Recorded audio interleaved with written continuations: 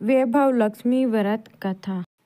किसी शहर में लाखों लोग रहते थे। सभी अपने अपने कामों में रत रहते थे। किसी को किसी की परवाह नहीं थी।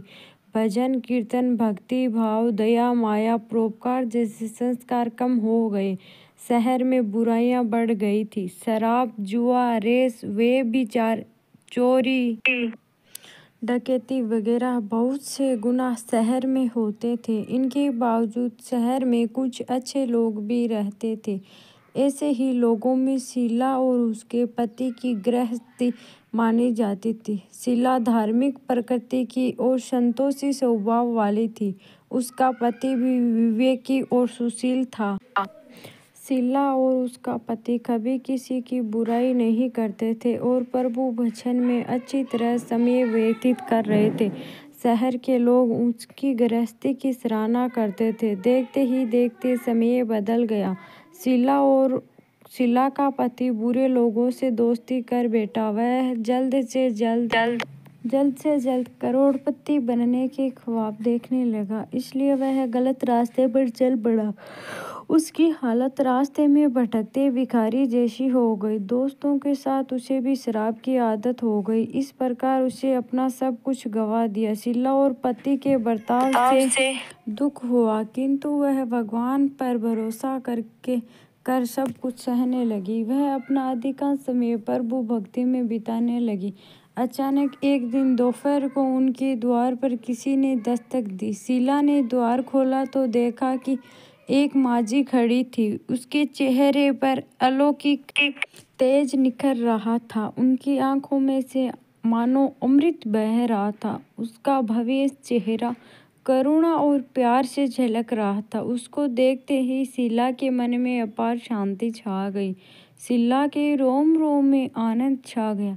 शीला उस माजी को आदर के साथ घर में ले गई। घर में बैठाने के लिए कुछ भी नहीं था, अतः शीला ने संकुचाकर एक फटी हुई चादर पर उसको बिठाया। माजी बोली, क्यों शीला, मुझे पहचाना नहीं?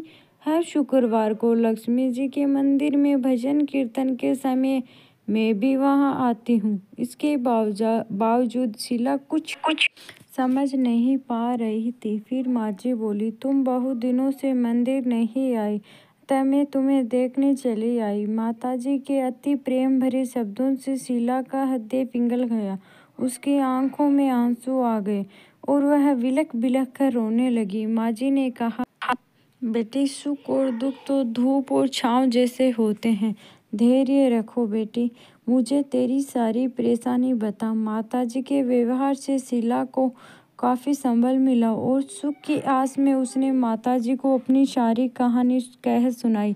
कहानी सुनकर माताजी ने कहा, कर्म की गति न्यारी होती है और इंसान को अपने कर्म भुगतने ही पड़ते हैं। इसलिए तू चिंता मत कर। अब तू कर्म भुगत चुकी है। अब तुम्हारे सुख के दिन अवश्य आएंगे। तू तो माँ लक्ष्मी जी की भक्त है। माँ लक्ष्मी जी तो प्रेम और करुणा की अवतार है। वे अपने भक्तों पर हमेशा माँ ममता रखती है। इसलिए तू धैर्य रख कर माँ लक्ष्मी जी का व्रत कर। इससे सब कुछ ठीक हो जाएगा। शीला के पूछने पर माताजी ने उसे व्रत की सारी विधि बताई। माताजी ने कहा, बेटी, माँ लक्ष्मी जी का व्रत बहुत सरल है। उसे वरद लक्ष्मी व्रत या वैभव लक्ष्मी व्रत कहा जाता है। यह व्रत करने वालों की सब मनोकामना पूर्ण होती है। वह सुख, संपत्ति और यश प्राप्त करता है। शीला यह सुनकर आनंदित हो गई। शीला ने संकल्प करके आंखें खोली तो सामने कोई न था। वह विस्मित हो गई कि माजी कहाँ गए। शीला को तत्काल ये समझते देर न लगी कि माजी और कोई नहीं, साक्षात लक्ष्मी जी ही थी।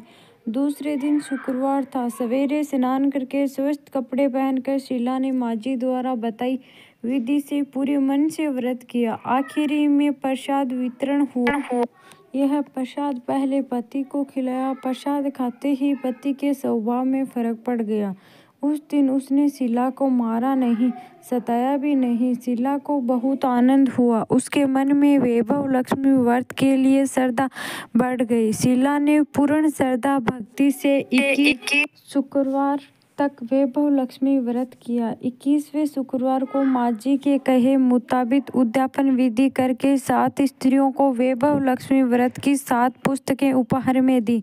फिर माता जी के धनलक्ष्मी स्वरूप की छवि को वंदन करके भाव से मन ही मन प्रार्थना करने लगी। हे माँ धनलक्ष्मी, मैंने आपका वैभव लक्ष्मी व्रत करने की मन्नत मानी थी, वह व्रत आज पूर्ण किया है।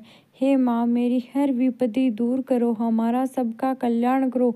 जिसे संतान न हो उसे संतान देना, सौभाग्यवती स्त्रियों का सौभाग्य अखंड रखना, कुंवारी लड़की को मन भावन पति देना। जो आपका यह चमत्कारी वैभव लक्ष्मी व्रत करे उनकी सब विपत्ति दूर करना, सभी को सुखी करना। हे माँ, आपकी महिमा अपार है। ऐसा बोलकर लक्ष्मी जी के धनलक्ष्मी स्वरूप की छवि को प्रणाम किया।